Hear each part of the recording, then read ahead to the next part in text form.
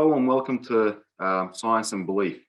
I'd like to welcome Dr. Omer Atilla from Charles Sturt University. Hello, Omer. How are you? Hi, Waisel. It's good to be here. How are you? Good, thank you very much, Omer. Omer, I've got two theological questions, basically in the area of Islamic teachings. It talks about God is the the supreme being that doesn't need anything. Now, when we consider this, then the question arises, if he doesn't need anything, why did he create us and the universe? Is there a divine wisdom behind in his creation? Waisel, actually, this is quite interesting, this question, and it's asked frequently, I can tell you that.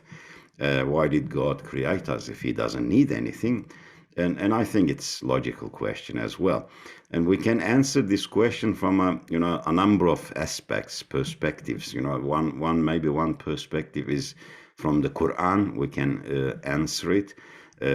We can answer it theologically as well, from an Islamic theological perspective.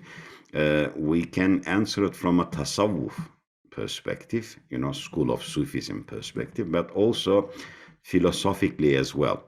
See, if we look at the Quran, there's a verse in the Quran which says, وَمَا خَلَقْتُ الْجِنَّ وَالْإِنسَ إِلَّا لِيَعْبُدُونَ, which means that I have created the jinn and the human beings so that they may worship me. Now, this is of course, direct translation into English, but لِيَعْبُدُونَ, the term لِيَعْبُدُونَ, when we look at the exegesis scholars and the hermeneutics of the term, we understand that this term means that to acknowledge me, to believe in me, and then to show servanthood by submission and worship as well.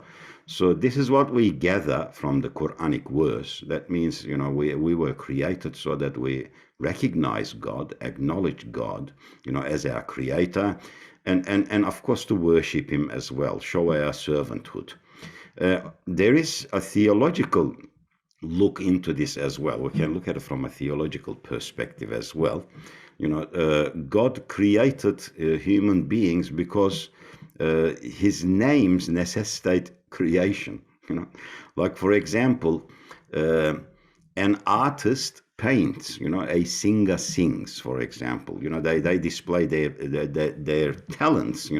When we look at the names and attributes of God in Islam, from an Islamic perspective, we see names like the creator, the provider of sustenance, Rezzaq, the healer. There are a number of names, as 99 beautiful names, Asma'ul Husna, and there are a number of sifats as well, attributes. So if God did not create us, who was going to benefit from these names and attributes? So we can look at it from that theological aspect as well.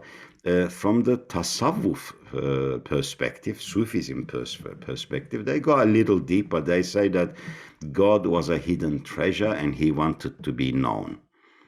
He wanted human beings, or we can say intelligent beings, to be aware of his existence, of his power. This does not come from necessity, because in order to need something, you have to be deficient in one area, and deficiency cannot be really attributed to God, because he does not need anything. That is why they even take it to a level, and they say that we needed to be created, and God created us out of his mercy. It was divine mercy that created us, because he has the name Rahman, as you know, Rahim, as you know, the all-merciful, the all-compassionate. And these names needed to be manifested somehow, reflected on, on the creation. And this is the reason why, God has created us. We can sort of summarize it in that regards, they said. Yeah. Yeah, I like the answers to those questions, Omar. But look, some people then go to the extent where they say that, I didn't have a choice. in coming to this world. So they say that why should we, or we be responsible in belief and practice? I mean, what would you say to that then? Yeah, yeah. And you know what? Lately, I've been hearing this as well. And in particular, the deists, people who follow deism, they actually accept that there is a creator, because when you look at the universe and the way it's set up, the way it's designed, there is no way one should, deny the existence of God. So Higher being, yeah. yeah, and these people actually accept that there is a creator, because there is no other alternative, it looks like.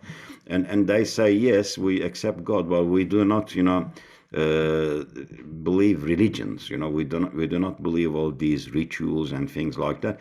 And mainly these type of questions really come from them, and I hear them a number of times, and they argue, like you said, I had no choice in coming to this world. I didn't make that decision. Then why should be an obligatory act upon me to believe in God and worship him, follow certain rituals and practices. Come with religion, you have to practice certain things to fulfill those duties. Yes. And that's what they're trying to avoid.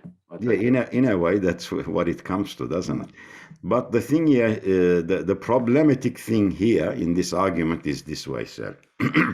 You see, in order to, have a decision making, or in order to have that choice whether you wanted to come here or not, you had to exist before you came to this world, isn't it?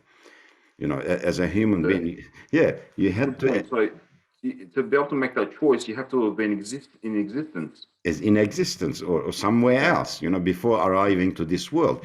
And in a way, the way the question is put forward, it sounds like, these people were somewhere else before, on some other planet, but it was a really comfortable place, like one of the Hawaii Islands or something like that. They were living a perfect life, and somebody took them out of there and brought them here by force, and then, asking them to worship him. That's not the case, is it? They did not even exist, and who is complaining about existence? When you think about this, comes to my mind too. If the choice was indeed giving, and we can draw this, hypothetical scenario as well, and say that, let us say, the God, before he created you, on earth, he created you somewhere else. And then he actually gave you this option, and he said to you, look, soon I will place you on earth, and I will give you a physical body there. But I like to remind you that when I put you there, you will have some obligatory acts as well, obligations as well, such as you have to recognize me, you have to acknowledge me, you have to believe in me, and you have to worship, but I am giving you a choice here right now. If you like, I will not put you on earth, and so you don't have to do any of these obligations. And your other option is this: I will send you back into non-existence. You will not exist anymore. You will disappear. You will never exist. Isn't it? Yeah. Think of it that way. Yeah, think about it. Which human being would say, okay, send me back into non-existence?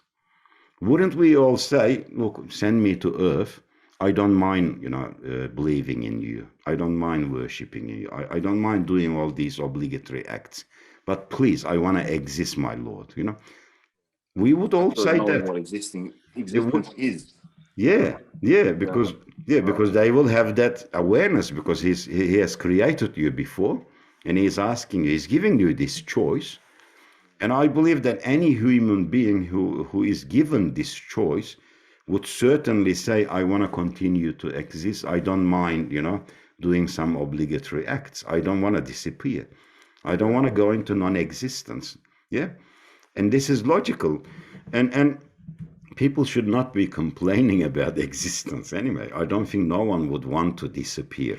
not exist, again, If they've ever got again. psychological problems, that's a different story thing altogether. But yeah, you're right. Yeah. A person that's sane or anybody that has the right mind would want to exist. Yeah, and this is a philosophical perspective too, isn't it? When you think about it, you look at us, none of the things that we have, we have acquired them ourselves. We have these perfect bodies, everything is, placed in where they should be, our internal organs, external organs, and we have been blessed with this world, the universe, the star systems, the atmosphere, water, think about it, it's impossible for us to count all of these blessings. Right. And we are giving a beautiful life. Life is a beautiful thing. Who's complaining about that? So I find it illogical to people, when people say, I wasn't given a choice. If you were given the choice, were you going to say no? I don't want to exist, isn't it? Like that Yes, analogy, Omar. yes, Thank you yes, very much. I yes. appreciate that. Astaghfirullah, Vaisal. Thank you. Yeah. Thank you. And thank you for joining with us, Omar. And I'd like to thank our viewers as well for joining with Science and Belief. And we'll see you next time. Thank you.